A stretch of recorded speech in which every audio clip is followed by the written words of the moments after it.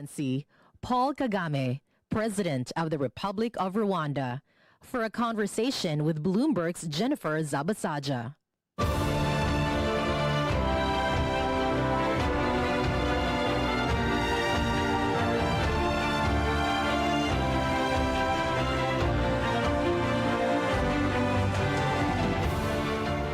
Your Excellency, for being here and for joining us. We're opening up the Qatar Economic Forum, so really appreciate your time.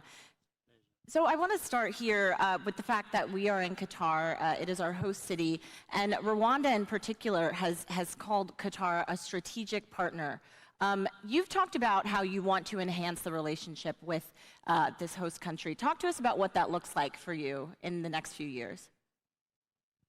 Well, first of all, we have to be aware of the world we live in, and in it we have to invest and grow, and there's no country that can manage that alone, and particularly for a small country like mine, we therefore have to be having a vision of what we want to do, and then forge these partnerships, like indeed you've pointed to one of the strongest partners we have for Rwanda and for Africa, actually, is Qatar. And it was a partnership of choice that we made. We scan across the world. There is this region, the Gulf region, and you know there has been it's very clear, if you look up to the Gulf region, India, Southeast Asia, on the map, certainly these are growth leaders, right, and also provide, therefore, a huge opportunity. Right. And therefore, for us, there are key areas we look at when we are trying to make these investments, where it is and we're looking at market leaders, right, in different areas. For example, with the Qatar, we are partnering in aviation. Right. Qatar Airways is a leader in this sector. Right. And we have been looking at other areas where we can work together with other countries, but we have the opportunity to work very strongly with... Right, and we saw Qatar Airways actually open up the first cargo hub in Rwanda, but there's also a plan for Qatar to partner with Rwanda for an airport. Can you talk to us about where you're at in negotiations, when we'll actually see the building begin? We've done all that with the negotiations, and we are actually implementing what has been done. We are partnering in the airline, but also in the airport right, that we are jointly investing in. Work is in progress. We've gone a long way. We're just trying to speed it up to make sure that we are already up and running. What could we potentially see by the end of this year in terms of development with this airport? By the end of the year, say, the airline is very strong already. It's growing very fast.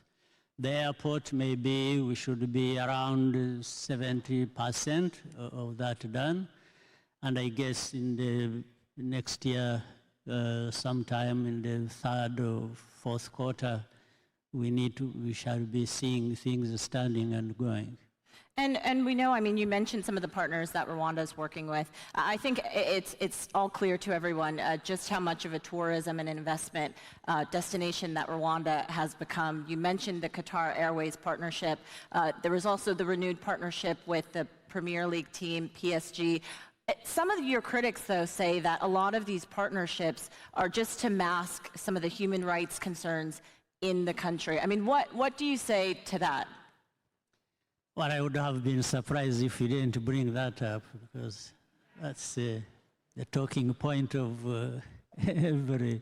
But this discussion is about economic partnerships, it's about growth, it's about... So let me tell you briefly what we are about. I mentioned that we are seeking partnerships with market leaders. We talked about aviation. We have invested also in, and with Europe, in biotechnology. We have, in fact, we are now beginning to manufacture, maybe starting with August, vaccines. We are working with BioNTech. Yes, we are also partnering with NBA for Basketball Africa League, which is based in Rwanda, and so on and so forth. So, in fact, by making progress on this front, the economic front, and providing for our people, we are dealing with human rights issues. Because the basic thing is the needs of people. That's what we are looking at. The second area we are looking at is innovation and startups. And we are having partnerships in these areas as well. For example, with innovation and the startups, we have one of a kind for drone precision delivery. Right. You have heard of a company called Zipline, yep, which started in Rwanda, and we are working together, and it's a company that is growing across the continent and beyond. And then you have Norsken. It's a Swedish company. It has established a hub in the East African region, and they are helping startup companies, and have created a technology hub in Kigali. So really this is the medicine for answering the human rights question. Is it the medicine, though? Because we've heard from a number of countries talk about just how concerned they are about the stability of the region in particular when it comes to Rwanda and Congo and the human rights situation. So is it the medicine? I mean, what is it that you're actually doing for the local communities there to better the situation and not spill out into an all-out war? It's the medicine, because we may not be able to stop problems of instability anywhere in the world. They have different causes, and they have to be addressed differently, as you see across the world, in actual fact. Yeah. But you are talking about Rwanda or our region. I don't think you imagine that the source of instability of the region, whether it is Sudan or Somalia or beyond, like in Central African Republic, or terrorism we had in Mozambique, is all coming from Rwanda. I don't think so. But for the problems between Rwanda and DRC, that has a process that is addressing that. Where's the process at right now? The process is led by Angola and also the East African region. We have two processes, one of Nairobi, another of Luanda in Angola. Mm-hmm. And these discussions are going on. In fact, the African Union itself is dealing with the matter. And the UN, which has been there for the last 20 years, mm-hmm. You would imagine maybe with the amount of money spent there and the time spent, we would actually not be having problems since the UN is a leader in trying to help to create peace. Are you willing to meet with President Felix Tshisekedi about the conflict that's happening? We have met many times over that, and we shall continue, but I have indicated to you that we have frameworks in which we are working. Mm-hmm. So I don't know of any problem that you have in your mind about meeting, but we've been meeting several times. Do you see the conflict coming to an end soon. I mean, Rwanda is going to have elections next year. I mean, is this something that you're committed to seeing end while you're still in office? I'm wondering if you're imagining that if there is a problem like that involving countries or people and for different sorts of causes, that there is one person that has the key to addressing the issue. But maybe one person or one country is part of the solution, but is not the solution, but they will contribute to that. So I think maybe we can continue with the discussion in the context of why we are here, and then we leave the matters to be handled by those who are already handling it. Let's also talk about, because you mentioned we are here, the Qatar Economic Forum. Rwanda has, at a time when a lot of African countries have not been able to pay back debt, has been able to pay back a $400 million Eurobond. Do you see the country potentially going back to the international market soon? I mean, what is it that you are having discussions with your officials? Whenever there is need, we will always go back. How much would you be? Well, it depends on the problem we want to address. Maybe, but we don't go back maybe for the same, we go back for more because we've been growing. We have investments to make in infrastructure. We have investments to make in the area of manufacturing, as I have mentioned to you. Yep. We are busy building a country, so we will need resources which will always not be available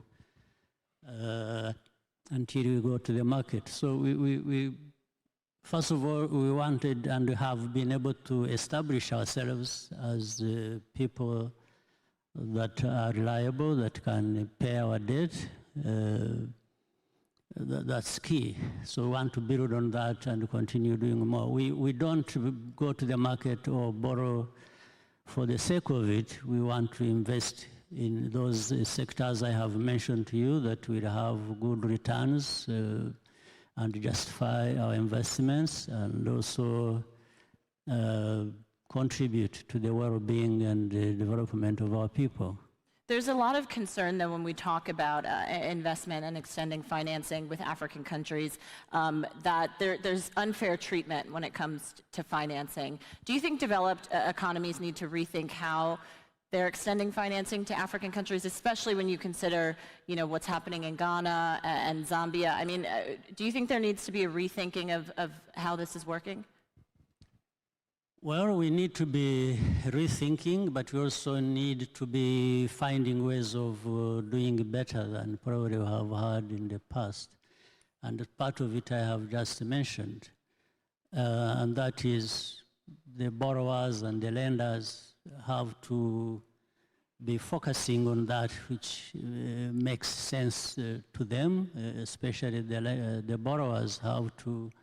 Which areas do you really want to cover? Where do you want to invest this money so that you can easily see predictability in the growth and returns? So it's more on the borrowers, less on the lenders. It's both. It is always going to be a conversation. It takes a conversation to get things clear.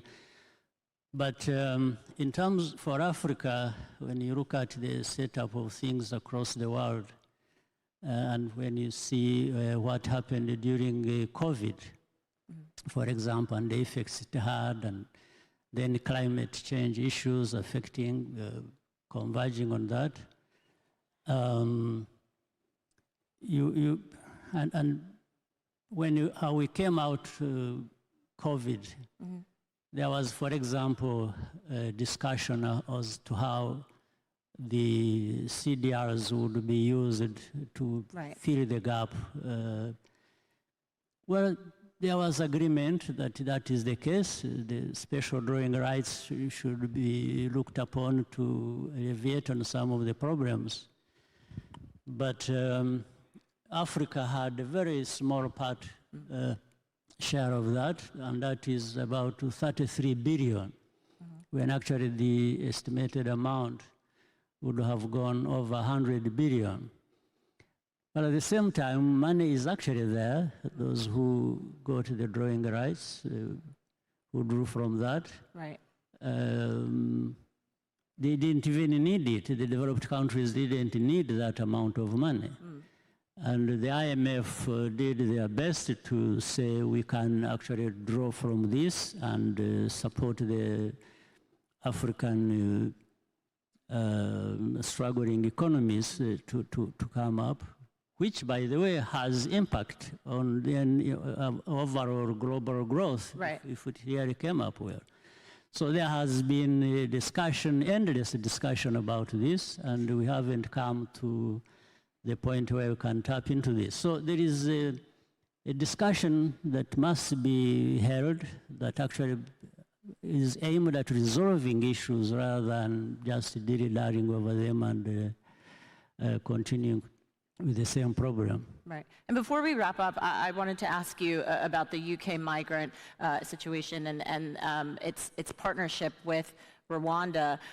We heard from a UN agency saying that sending asylum seekers may potentially put them in harm. I mean, why is it that you're so keen on this deal? What is the benefit that you see in this for Rwanda?